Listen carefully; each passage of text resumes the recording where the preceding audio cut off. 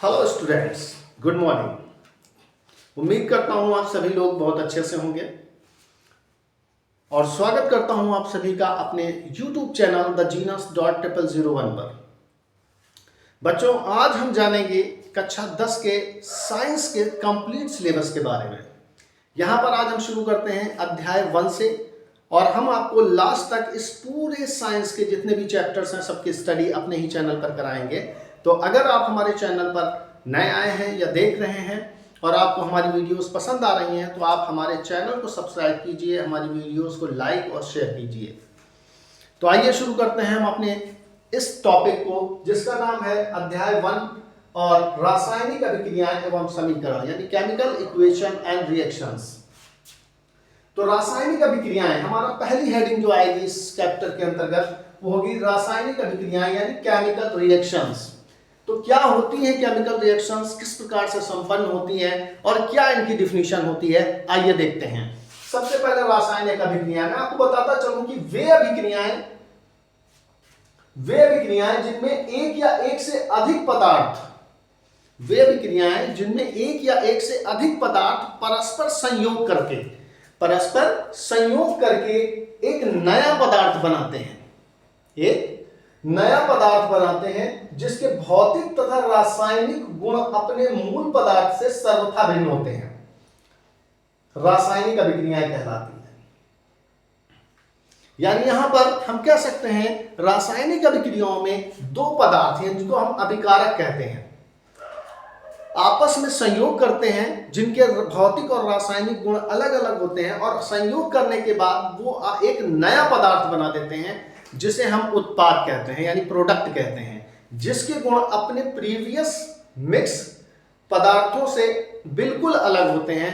ऐसी अवस्था को हम केमिकल रिएक्शंस कहते हैं, यानी अर्थात जब दो पदार्थ आपस में मिक्स होकर कोई तीसरा नया पदार्थ बना देते हैं तो इस अभिक्रिया को हम केमिकल रिएक्शंस यानी रासायनिक अभिक्रियाएं कहते हैं। फॉर एग्जांपल के तौर पर हम देखते हैं कि मैग्नीशियम ऑक्सीजन से अभिक्रिया करते हैं, यानी मैग्नीशियम जो है वायु से अभिक्रिया करके मैग्नीशियम ऑक्साइड बनाता है। तो मैग्नीशियम और ऑक्सीजन के गुण मैग्नीशियम ऑक्साइड में नहीं मिलते हैं, तो इस प्रकार ये एक केमिकल रिएक्शंस होती है। हमारी दूसरी हेडिंग है केमिकल रासायनिक अभिक्रिया की हम पहचान कैसे करते हैं। तो आइए शुरू करते हैं कि कैसे हम पहचानते हैं कि ये केमिकल रिएक्शंस कंप्लीट होती है।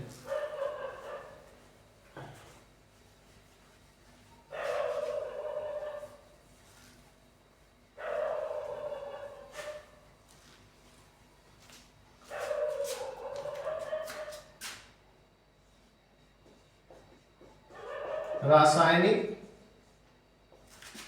अभिक्रिया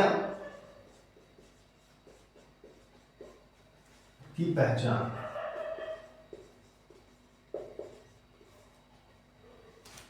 तो आइए बच्चों हम देखते हैं कि रासायनिक अभिक्रिया की हम पहचान किस प्रकार से करते हैं। तो मैं आपको बता दूं कि रासायनिक अभिक्रिया को हम 5 प्रकार से पहचानते हैं। 5 प्रकार से हम रासायनिक अभिक्रिया को पहचान सकते हैं कि ये रासायनिक अभिक्रिया हो रही है या नहीं हो रही है। इसका पता हम इन 5 मेथड्स के आधार पर लगाते हैं। नंबर फर्स्ट है हमारा मेथड अवस्था परिवर्तन।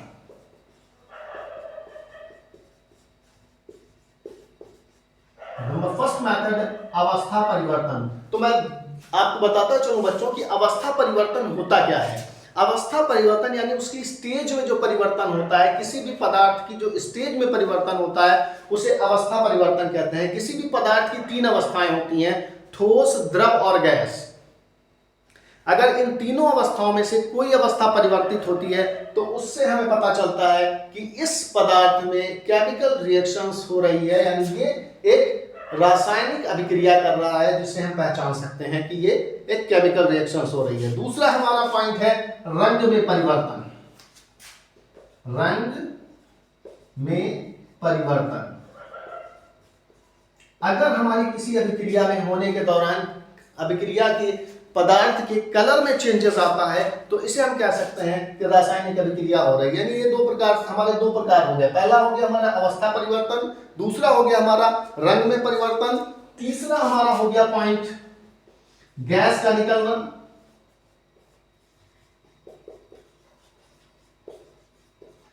अगर किसी भी पदार्थ की अभिक्रिया होने पर किसी भी प्रकार की गैस निकल रही है या धुआं के समान कोई पदार्थ निकल रहा है, वाष्प के रूप में निकल रहा है, तो इसे हम कहते हैं गैस का निकलना।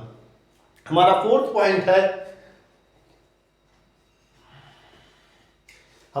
पॉइंट है, ताप में परिवर्तन।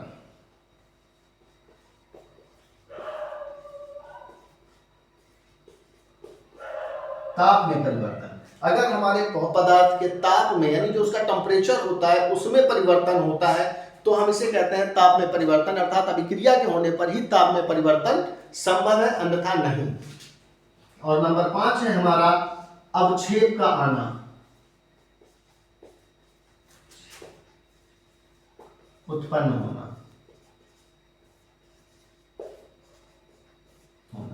देखिए अवक्षेप एक झाग के समान पदार्थ होता है, अगर वो उत्पन्न किसी पदार्थ की जब अभिक्रिया होती है अगर अवक्षेप उत्पन्न होता है तो इसे हम कह सकते हैं कि अवक्षेप का उत्पन्न होना, अर्थात केमिकल रिएक्शंस का कंप्लीट होना या होना। नेक्स्ट टॉपिक आता है हमारा रासायनिक समीकरण क्या होते हैं। आइए अगली हेडिंग्स देखते हैं, रासायनिक समीकरण क्या होते हैं। अगर आप लोग नोट करना चाहते हैं तो हमारे इस टॉपिक को नोट कर सकते हैं।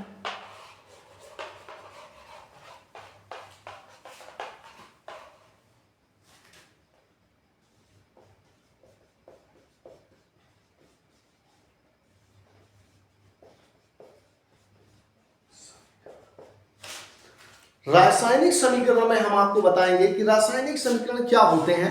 तो आइए सबसे पहले इसकी हम डिफिनीशन को देखते हैं। किसी रासायनिक अभिक्रिया में भाग लेने वाले अभिकारक पदार्थों को, किसी रासायनिक अभिक्रिया में भाग लेने वाले, अगर हम रासायनिक समीकरण की डिफिनीशन देते हैं तो किसी रासायनिक अभिक्रिया में भाग लेने वाले अभिकारक पदार्थों को उनके प्रतीकों के द्वारा संक्षिप्त रूप से प्रदर्शित करने की प्रक्रिया, उनके प्रतीकों द्वारा संक्षिप्त रूप से प्रदर्शित करने की प्रक्रिया रासायनिक समीकरण कहलाती है। अभिकारकों को संक्षिप्त रूप से उनकी संकेतों द्वारा प्रदर्शित करने की जो प्रक्रिया होती है उसे हम रासायनिक समीकरण कहते हैं। फॉर एग्जाम्पल के तौर पर जैसे हम देख सकते हैं, जैसे मेथेन है, मेथेन का प्रतीक CH4 होता है, ठीक है। नाइट्रोजन है, नाइट्रोजन का प्रतीक N होता है। फास्फोरस है, फास्फोरस का प्रतीक P होता है।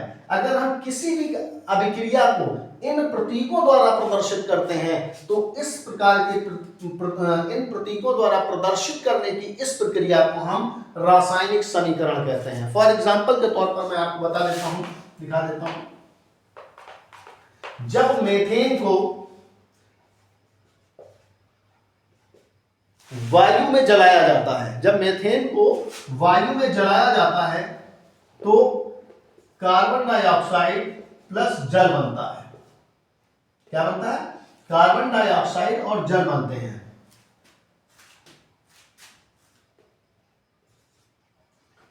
मीथेन, ऑक्सीजन, जिसको हम वायु भी कह सकते हैं, कार्बन डाइऑक्साइड,